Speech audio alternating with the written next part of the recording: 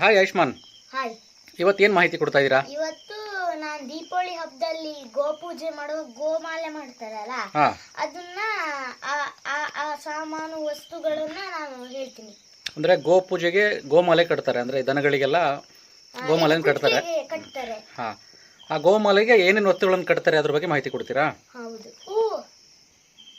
ತೋರಿಸಿ ಏನೇನು. ಇದು ಪಚ್ಚೇತನೆ. ಹಾ, ಇದು ಪಚ್ಚೇತನೆ. ಇದನ್ನ ಗೋಮಾಲೆ ಕಟ್ತಾರಾ? ಇದನ್ನ ಕಟ್ತಾರೆ. ಓಕೆ, ಆಮೇಲೆ ಎರಡನೇದು ಕಿತ್ಲೆ ಎಲೆ. ಕಿತ್ಲೆ ಎಲೆ ಇದು. ಓಕೆ, ಮೂರನೇದು ಇದು ಶೃಂಗಾರ, ಅಡಿಕೆ ಮರದ ಹಿಂಗಾರ.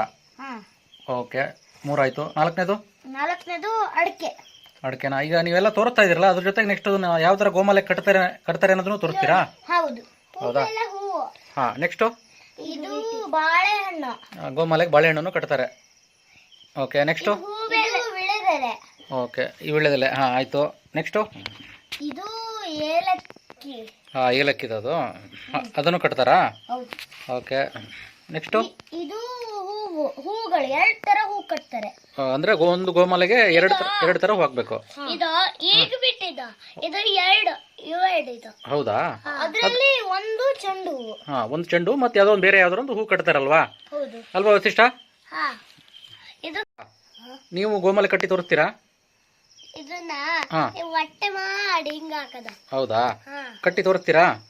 ಹೌದು. ಈಗ ನಾ ಕಟ್ತಾ ಇದ್ದೀನಿ. ಫಸ್ಟ್ ಹೂವು, 2 ಹೂವು, ಇದ್ರಲ್ಲೊಂದು, ಇದೊಂದು ಕಟ್ಟೋದು. ಓಕೆ.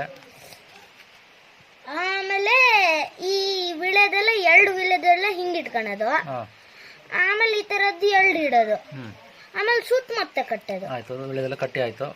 ಮತ್ತೆ ಬಾಳೆಹಣ್ಣು ಕಟ್ಟೋದು. ಓಕೆ, ಬಾಳೆಹಣ್ಣು ಕಟ್ಟಿ ಆಯ್ತು. ಬಾಳೆಹಣ್ಣು ಆದ್ಮೇಲೆ ಅಡಿಕೆ ಕಟ್ಟೋದು.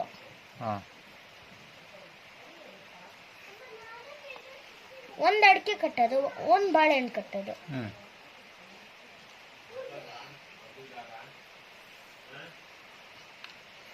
ಮತ್ತೆ ಶೃಂಗಾರ, 2 ಶೃಂಗಾರ ಕಟ್ಟೋದು. ಅಡಿಕೆ ಆದ್ಮೇಲೆ ಇದಾ?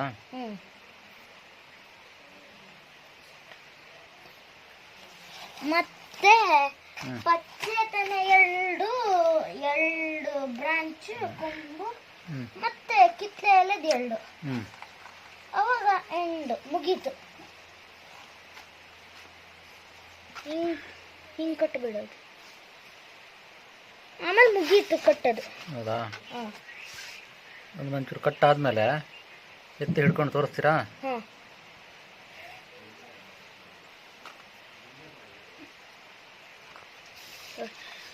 ಇದೇ ಗೋಮಾಲೆ. ಹೌದಾ?